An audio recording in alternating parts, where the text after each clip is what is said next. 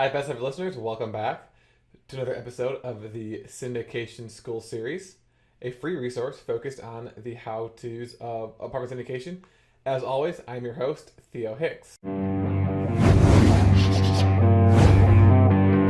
So, as you know, each week we air two podcast episodes every Wednesday and Thursday that are typically a part of a larger podcast series that focus on a specific aspect of the apartment syndication investment strategy. And for the majority of these series, we offer some sort of document, spreadsheets, template, some sort of resource for you to download for free. All of these free documents, as well as the past Syndication School series, can be found at syndicationschool.com. This episode is part one of a new series. It's going to be a quick two-part series, so today and tomorrow. Or if you're listening to this in the future, this episode and the episode directly following this one. And we are going to be talking about how to close on an apartment syndication deal. So by the end of this episode, you will learn, number one, the things that you need to do before you actually close on the deal. And then we're going to quickly walk through what to expect during the closing process, because the closing process for an apartment syndication deal is slightly different than your typical residential closing. And then tomorrow, or in the next episode, we're going to talk about the other aspect of the closing, which is you notifying your investors about a successful close and what to include in that email notification. So, the three things you need to do before closing, and these are three things that we've covered in extreme detail in past Syndication School series. So, in Series 18, we discussed the due diligence reports. And so what you want to do before you close is to confirm your budget. So confirm the accuracy of your rent premiums after you've done your value-add renovations. Confirm your other income items like the loss of lease, the vacancy, any concessions that you expect to have to give, other income. And then on the expense side, you want to confirm all of your expenses. So maintenance or repairs, contract services, payroll, admin, things like that. And in order to confirm those things, if you remember, after you put the property under contract, you did your due diligence. So we talked about 10 due diligence reports in particular that you want to obtain. And you will use those reports to essentially confirm your budget. Also including your budget, besides those ongoing income and expenses, will be the upfront costs associated with your value-add business plan. So those are your exterior and your interior renovations. So one of the reports helped you kind of determine exactly what you're going to need to do from an exterior perspective, maintenance-wise. And then in addition to that, any sort of upgrades that you want to do. So, clubhouse, new playground, upgrade the fitness center, things like that. And then you also had a report where your property management company actually walked every single unit and determined what you need to do from a deferred maintenance perspective to every single unit, as well as what you need to do from a value add perspective for each of your units. So if there were any deferred maintenance items you need to address, you'll know what those are from your due diligence. And then you will know exactly what units need to have what done from an upgrade perspective. So for example, maybe only half of the units need new appliances, maybe 75% need new floors. Whereas doing your underwriting, you might have assumed that you need to do new appliances, new floors, new cabinets to every single unit. So you might have actually been able to reduce your budget at this point in time. Same thing applies to the exterior. Same thing applies to your expenses, incomes.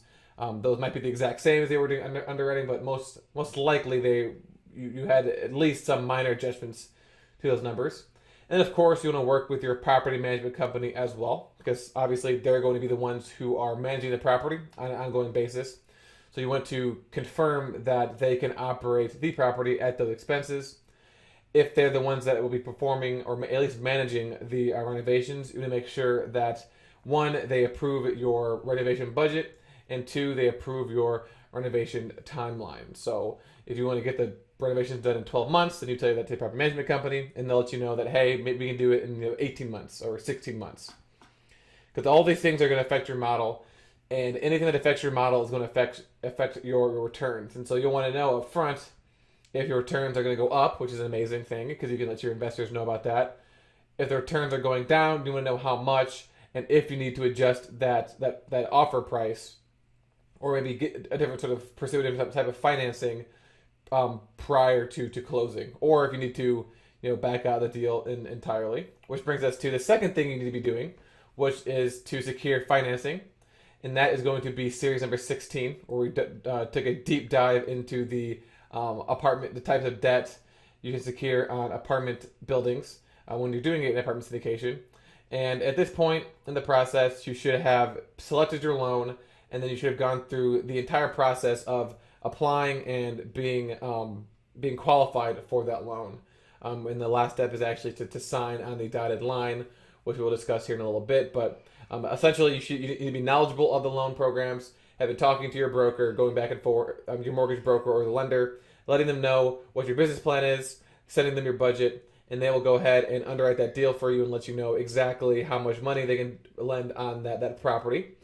And then let you know exactly how much money you need to bring as a down payment for that property, which comes to the third thing you should have done prior to this point closing, which is to secure commitments, which is series number 18. So I think the due diligence is series 17. Securing commitments is actually series number 18. At this point, you should have 100% of the funds required to close raised from your passive investors. Not only raised, but those funds should have already been wired as well. And in that series, we discuss exactly how to determine how much money you need to raise. And it's actually not just the down payment for the loan. You might need to raise extra money for closing costs. You're probably going to want to have an operating account fund for anything unexpected that comes up in the first 6 to 12 months of the business plan. Maybe if you're charging some sort of acquisition fee or a guarantee fee, you're going to want to raise that capital as well. As well, also the upfront due diligence costs, you're going to want to potentially raise capital for that, or you might be taking money out of your own pocket to pay for that, and then raising that capital from your investors to reimburse yourself at close. And then also, you're going to want to have all of the legal documents, so the PPMs, the operating agreements, signed by any and all general partners and any and all limited partners. So as long as everything like that, as long as all three of those things are completed, then you are ready to close on the deal. So you've reached the finish line, or shall I say the first finish line, because once you close on the deal, in a sense, the real work actually begins, the asset management, which we'll begin discussing next week or in the series after this one. So ideally, you know exactly how the closing process, you know exactly what will happen during the closing process because your lender or your mortgage broker has walked you through that process, or maybe it was the real estate broker has walked you through that process. As I mentioned, closing on an apartment syndication deal is a little bit different than your traditional residential closing because in your traditional residential closing, you show up, you sit there for 2 hours, signing a bunch of documents, and then you get the keys, and then you kind of take over the property. For the actual apartment syndication closing, a lot of the work actually is completed a few days prior to closing. So what happens is 3 days before closing, you, the sponsor, will sign the loan and you'll sign the title documents to approve that loan, as well as approve the transfer of title. And so and then you will go ahead and send that information back, and then they'll mess around with that for a day, and then a day before closing, you're going to receive all of the closing documents from the lender. So rather than signing the closing documents at the closing table, you will get those the day before, mailed to you because the property might not even be in the state that you live in. You'll most likely have to go to a notary and sign all those documents in front of a notary, and then maybe go to like a FedEx or a UPS, so you don't have to go to multiple places. So because you're going to want to overnight those documents back to the lender or the title company, whoever's handling the closing. You will also need to wire any of the funds that are required to close into escrow with your lender at that time as well. So you're going to do that before the actual closing date, at which point the lender is going to review the documents, make sure that you signed all the right spots, all the verbiage is correct, nothing's missing.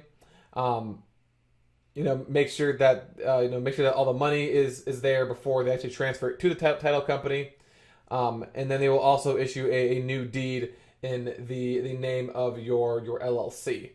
So again, you're most likely going to create an LLC that you are a general partner of, and that the limited partners are investors of. They own shares of. And we discussed that in the previous syndication school series about securing commitments, which is series number 18. So then the next day, after all that is done, so once you overnight it, the lender will do the dotting the I's, crossing the T's, on the day of closing, and then assuming everything's good to go, they'll send that money off to the title company, who can then send it to the actual seller, and the property is yours. Once you receive the word that you've gotten the go ahead, the closing is completed, then the first thing you're going to want to do is send out an email to your team, which includes your property management company, and let them know that they can take over the property. Even better, you can tell your property management company that, hey, we expect to close between 4 and 5 p.m. Eastern Standard Time, so I want you guys to get there at 3:45 p.m. in the parking lot, so that the second I send you that email, you can instantaneously take over management of that property. That way, not a single second is wasted, and you are able to begin implementing your business plan from not only day one, but second one, millisecond one, if you're really fast. So the current, so unless you are using the old property management company, which you probably shouldn't do unless they're the main management company in that area, and you decided to use them after an interview. You don't want to just automatically just use the old property management company just because it seems like it will make for a smoother transition. That may be the case, but that doesn't necessarily mean that on an ongoing basis that's the best idea. So if you are using, which is the majority of the time, a new management company who needs to go in there and actually take over, the old management company should know that the property is being sold on this day, and that they should expect the new property management company to show up between 4 and 5 Eastern Standard Time. So if this is the case, there shouldn't really be any resistance or them standing there with picket signs and a fence not letting the new property management company in. Property managers usually know each other, so it's likely that the old management company and the new management company actually know each other, or at least familiar with each other. But on the off chance that the old managers either don't know that the property is sold, or maybe they're not they're not friendly with that management company. Maybe there's some bad blood between those two companies, or maybe they're just annoyed and disgruntled that they're losing the business. That might happen, but as long as your property management company is experienced, which means they've experienced doing transitions before, they should be able to kind of handle any resistance and make sure that they're able to get into the property that day. So from there, the property is yours. At that point, you'll transition from, if this is your first deal, not owning any deals at all, and kind of just being, someone who's really, really good at underwriting, to now actually being the asset manager of a property. And as I mentioned, we're going to discuss the asset management responsibilities starting next week. So there might be a few other things you need to do before closing, but that's just kind of the general overview of what to expect. So the things that you need to do prior to close, and then kind of 3 days before closing, a day before closing, and the day of closing, how to handle the transition. Again, there might be a few other things you need to do based off of maybe you're doing some sort of special loan, other circumstances, but in general, that's what's going to happen. Now, the other thing that you want to do before you actually close is you want to draft your email to your passive investors. So that the second you close, not only do you notify your property management company so they can take over, but you also let your investors know that you successfully closed as well. And that is going to be the topic of tomorrow's or the next episode. So this was a quick one. The series itself will be pretty quick, just a two-parter before we move on to the the asset management duties because the closing process isn't that complicated, and there's really not much else to say than what I've said in this episode so far. So in this episode, we learned the 3 things you need to do before closing, which is number 1, confirm your budget via that due diligence, as well as your property management company. 2, secure commitments from your passive investors, which requires having the funds and having the legal documents signed. And then 3 is making sure that you've completed the loan application process for whatever type of financing you plan on securing on that asset. In part 2, again, we're going to discuss how you notify your passive investor about your successful close. Until then, I recommend listening to those 3 series, 16, 17, and 18, as well as the other 15 series we've done so far. I can't believe we've done that many series on the how-tos of apartment syndications. Also, check out those all the free documents we've given away. We've given away so far. The next free document will be tomorrow's episode. So make sure you tune in tomorrow to get that free document and learn what it is. All of those can be found at syndicationschool.com. Thank you for listening, and I will talk to you tomorrow.